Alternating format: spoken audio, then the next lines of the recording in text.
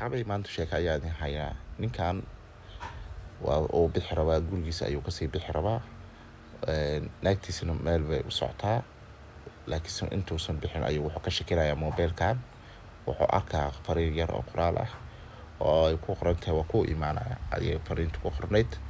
Marka fariintaas ayuu ka shakinayaa, tuhun weyn ayaa galay. Isagana wuu socdaa, hadda wuu bixi rabaa oo wuu isdiyaariyey. Marka naagtii waxay ogaanaysaa ninkeeda inuu arkay fariintii loo soo diray. Fariintana waxaa ogaataan waxa u soo diray waa walaalkeeda oo la dhashtay iyada. Marka waxay ogaatay in ninkii uu fariintan arkay uuna tuhun galay. Marka ninkii waa ujeedaan waa soo baxay, gaariga ayuu u yimid, waxaana ku jiro tuhun. Laakiin naagtu waxay rabtaa qaabka ay tuhunka aga bixin lahayd oo ay ninkeeda si fiican shakiga waxa ku jira ka bixin lahayd.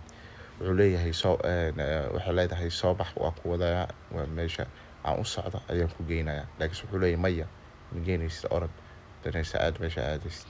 Ninka wuxuu aad baa waxa ugu taagan tuhun, shaki weyn ayaa galay. Laakiin gaarigiisa ayuu korayaa.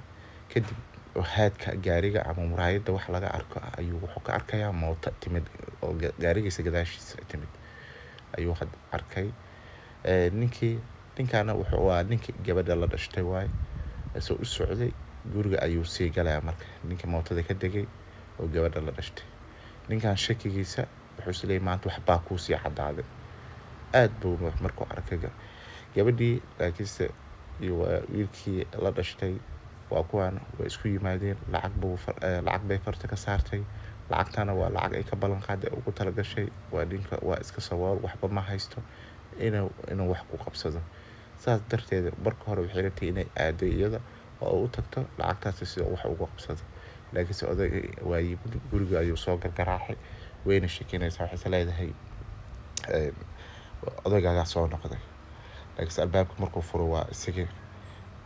wiilka walaalkeedna wuxuu ku dhuuntay meel laab ayuu galay. waa ujeedaan oo soo karay oo soo socday. ninkii uu raadis u galaya aaw yuu leeyahay. ninkii guriga ku jiray aaw yuu leeyahay. waxay leedahay email ma laha. laakiinse iyada wax kale mala, waxay u qarinaysaa waxay tahay wadamadan sida wadamada Pakistan oo kale ma yaqaanaan in gabadhooda haddii la guursado in guriga loogu taga. dhaqankaas ma laha. marka waxay la yaabaysaa waxa ay ninkeeda soo celiyo oo heerka uu gaarsiisan yahay masiirkii iyo shakiga. laakiin wiilkii ayuu soo baxay oo wuxuu rabaa inuu isku dayo inuu qanciyo saydigiisa. waa kan xasuus hadda ka hor ayuu wuxuu ku arkay marka ninkii labadan qof oo hoos isla joogto. laakiinse wuxuu ka burinayaa guriga. wuxuu leeyahay idinkuma arki karo guriga agtiisa ka leexda. idinkuma arki karo guriga ka baxa. ka baxa meeshaan soonahana guriga agtiisa ka taga. laakiinse gabadhii mar walba waxay leedahay maxaa ka rabtaa dhaaf, maxaa ku daba dhigay, maxaa rabtaa masaakiin waayo. wiilkana marka si sarbeebsan ayuu rabay walaashiisa inuu wax aga qaato.